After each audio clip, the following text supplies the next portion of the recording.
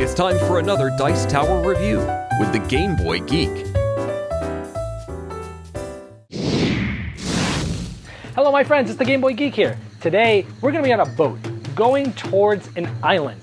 And in this beautiful island, we're going to be trying to find some treasures like a golden pineapple and others. We're going to be going to camps and we're going to be trying to steal treasures from other people. We're going to be trying to avoid different events like bears and penguins that might hurt us. You got to try to stay alive to keep all of our treasure. We're going to be running from bridges to bridges. Today we're looking at a game called PIngo! That's right, PIngo! Ages 6 and up, it's 15 minutes long exactly, because it is timed. It has a CD that plays music and different things happen on the CD, and it's exactly 15 minutes long. It's 2 to 4 players, really a kids and families game, and it has some really cool components because yes, you will be shooting at bears. Let's take a look.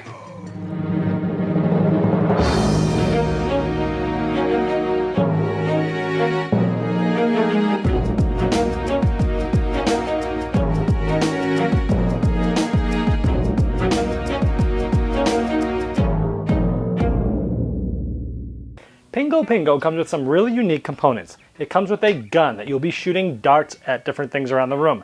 It comes with a CD. It's a real-time game, so it'll be playing music that will change throughout the game, and it times the game at exactly 15 minutes. There's also these cool stand-up things that you'll be shooting at, like a pirate ship, a bridge, there's actually 2 bridges, the bear with the penguin on his back, and of course the space penguin. Now the rules show you how to set these up for the best optimum play is that you're going to be placing them around the room 6 to 10 feet hopefully up off the ground into different tables or areas or ledges or things like that. They don't have to go this way. If you only have one, you can kind of put some of them there and some on the other side. Maybe the bridges you might be able to put on the floor. But it's best if you can move things around and do things like that. Now when you're shooting at these things, they are going to go flying off whatever you have them on there. So it does say to put a weight in them, but they don't come with any weights. I just found that using, because I'm typically near the kitchen, is when I put this down and I basically just put a kitchen knife in there, it usually stops it from going when you shoot at it. Now each player will get 7 cards that have hearts. That's your life. If you run out of life, you die and you end the game. You're out. You also get a deck of cards. It's an adventure deck. Basically there's one big adventure deck in the game and it gets evenly distributed amongst the amount of players that are there. Now how it works is you'll put the CD in or you'll download it on your phone, which you can from the IELLO website, and it will start with some paddles of oars and such like that, and then it will get to music. And there's 2 types of music in the game. There's daytime and there's nighttime. Now there's a track on there to help teach you what daytime and nighttime and what different sounds mean and what they sound like, but once the music starts, the game starts. This is a speed game.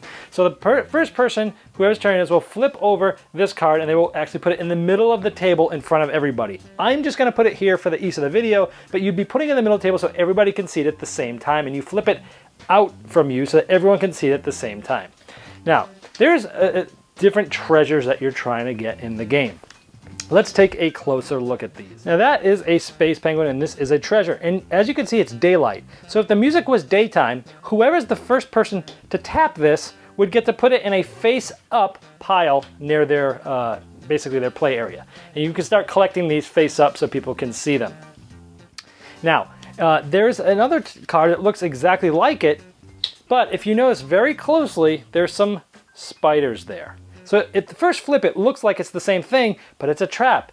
The first person to touch that takes one of their lives and they flip it over to skull because they just got hurt. Now, at some point, the music's gonna go to nighttime, and there's some night treasures of the same type. This is the same card as this except at night. So if this was the card that was flipped over into the pile and the daytime music's playing, if you hit that, then you would lose a life. Conversely, if the nighttime music was playing when the daytime card came out and you put it, you'd lose a life. So if it's nighttime music and there's no trap, you touch it, you're the first one to touch it, you get to keep this treasure card as a point for the end of the game. But there's also traps for the nighttime, which are even harder to see. So yeah, there's some spiders on there you can see. So that's one treasure. The other treasures are pretty similar to that. So for example, we have a daytime pineapple with the spider traps. We have a nighttime pineapple and a nighttime pineapple with the spider traps. We have a treasure chest during the day. We have a treasure chest with a snake, which is the trap. We have a nighttime treasure chest and a nighttime treasure chest with a snake trap. There's also a camp card. So here is the daytime camp. Now, if it was daytime and you tapped this, you get to steal, you're basically in somebody else's camp. You can steal any 2 treasure cards from any person.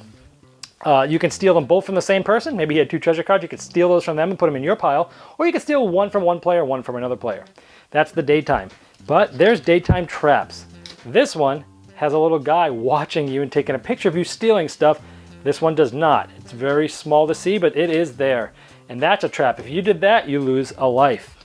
There's the nighttime camp and the nighttime camp with the trap. So those are all the treasures and things, and the camps that you do as you're going through. Let's talk about the event cards. Now keep in mind what happens in the flow of the game is someone plays a card and people are rushing to tap it, or if it's a trap, they're just waiting there. And once everybody sees it's a trap and nobody pressed it, the next player goes, and then the next player goes. So it's going around clockwise pretty fast. And so here is some event cards. They have orange backs. This is a bear, and it shows you the gun, shoot the bear. So at this time, you're going to take the gun from the middle table. You're going to put this in here, and you're going to go like that to load it. And then from your chair or standing up near your chair, you're going to try to shoot the bear. Ooh, got him right there. Now, if you didn't have that knife, that thing would have went flying. Now, if you miss, you can continue to reload and reshoot as many times as you want until you hear the Pingo Pingo on the CD, and it sounds like this. Pingo, Pingo. And if you hear that any time, and because of the timing of it, there's one of those Pingo Pingos every 30 seconds. So there's a chance that you could just get bad timing. You grab this gun, you get it loaded, and you already lose, and you would lose a life. If Pingo Pingo comes up before you shoot the bear, you lose a life. Otherwise, you can choose many times, and as soon as you hit it, the next player goes with the next card. The next event card type is a bridge. It shows someone running from a bridge to a bridge. Now these would be set up on the opposite sides of the room. You have to get up out of your chair, run and touch this bridge, run to the other side of the room and touch that bridge. If you do it before Pingo Pingo, you're good. If not, you lose a life. The next event card is certainly just a heart. The first person to tap this gets to take any of the skulls they have and turn them over. However, if the person that taps it had no skulls and all hearts, they actually then lose a life.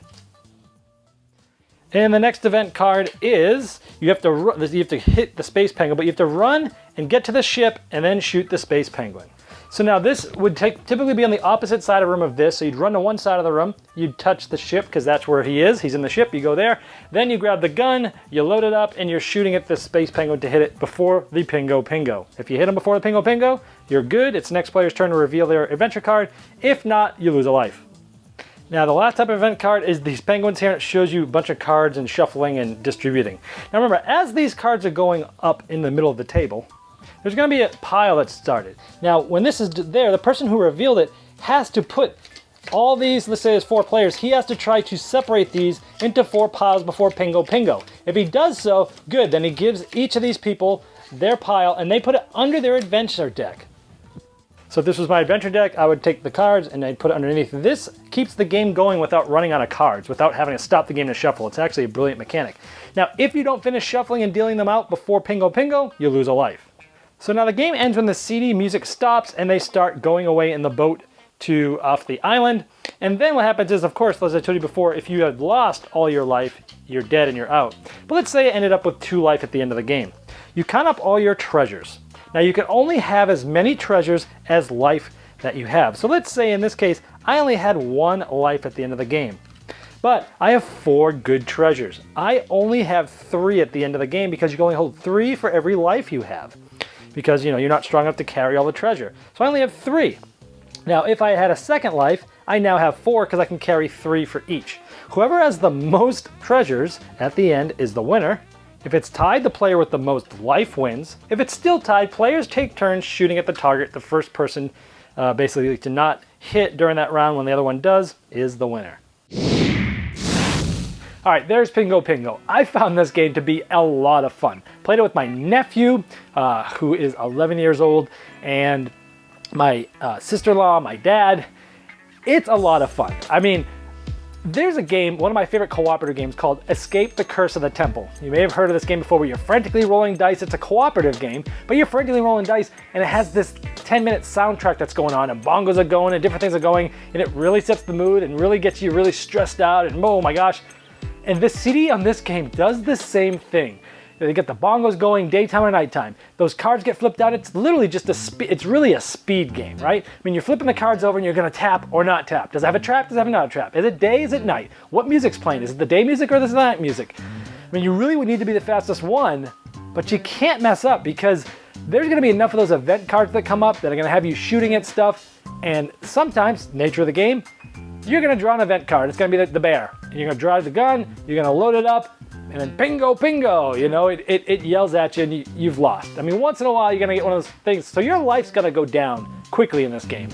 There's no way about it. So if you're hitting the thing, you know, the cards, you're hitting them fast, and you mess up, I mean, you're gonna end up dying in this game. You know, it is a speed game. So those people that don't like speed games, they might want to shy away from this. However, what I found is the people that are typically the fastest are still the ones that are gonna make the most mistakes. They're gonna be hitting the traps over and over again. My nephew was way out in the lead. He had like a stack of treasures, but he was going so fast that he kept hitting traps. Between those traps and the events that came up that he couldn't do in time because of the randomness of the PIngo, he ended up dying, which means it's someone else. So yes, it's a speed game, but the fastest isn't always gonna win because it's really hard to be fast and accurate in this game. So with that in mind, you may wanna steer away from it if you hate speed games. But if you're so on speed games, you're gonna wanna try this one out because it's so much fun.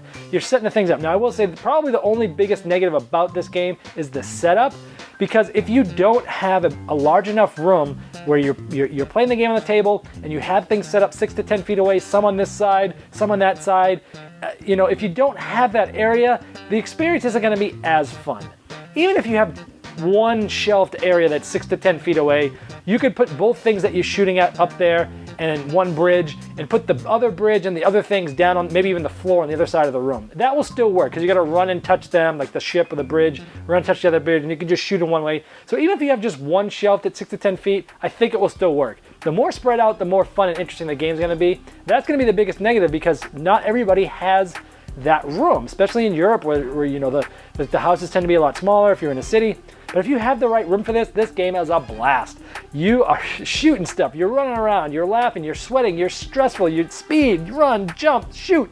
It's stressful, it's fun, a blast, and it's very unique. I don't have anything like this game in my collection, which is why I'm keeping it. And I can even see gamers just throwing this out, having fun with it on a last game of the night when everyone's tired and delirious, playing this game and laughing your butts off. I think it's a great game and I'm keeping it. That's PIngo. Thanks so much for watching the Dice Tower videos. Find more great videos and reviews as well as our top-rated audio podcast at Dicetower.com. You can also find other great shows at DicetowerNetwork.com. I'm Eric Summerer, and you've been watching The Dice Tower. The Dice Tower is sponsored by Cool Stuff Inc., where you can find great games for great prices. Cool stuff in stock. Check them out at CoolStuffInc.com.